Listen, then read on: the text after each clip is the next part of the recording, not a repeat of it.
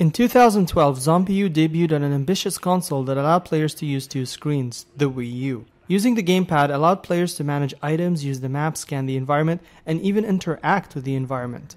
Some would argue that it was the definitive third-party game that really took advantage of the system and would be impossible to port. 3 years later, it's out on current-gen and PC systems. So how is this possible? Well, the obvious answer is money, considering the game sold poorly on the system due to its lackluster launch. And secondly, well, it's a bloody good game that would be almost criminal to keep it on one system. But that still leaves one question. How does a game like this operate without the technology it was built around on? As it turns out, quite well. In fact, after playing a good chunk of the game, I can safely say it even plays better. First of all, for those of you who are new to it, Zombi is a survival horror game, meaning that ammo and items are scarce, you have to manage inventory, and you'll be dying a lot. In fact, this is one of the most unique features in the game, meaning that every time you die, you end up playing as a new character. This is called permadeath. The game also takes place in London, meaning you'll be seeing a lot of locales such as Buckingham Palace. When it comes to using your guns, you'll need to be very careful as they run on limited ammo and can attract other zombies.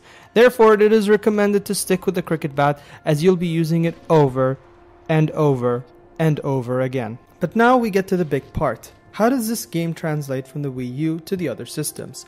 First of all, the map is now consistently displayed on screen, meaning you wouldn't need to look down anymore. It's not that distracting to be annoying and can definitely be more useful to have it constantly in front of you. Items are now managed easily thanks to pushing the back button and assigning the hotkeys to your D-pad. Scanning is now a first-person experience, which means you won't be able to look at your surrounding, but at the same time means you won't have to lift the gamepad up or look away from the screen. And this pretty much sums up why the game excels better without the gamepad. Having everything in one screen just feels more intuitive. I don't have to worry about things that are happening away from it.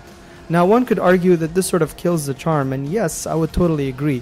But in the end, there's no denying that it just ends up playing better, and that's honestly where it counts. Another thing I noticed is the camera. It's been cleaned up. The Wii U version had a very dirty filter that tried to cover up a lot of the low-res textures, but here it's cleaner. The frame rate and loading times have also been vastly improved, especially if you're playing it on PC, which I think is the best port.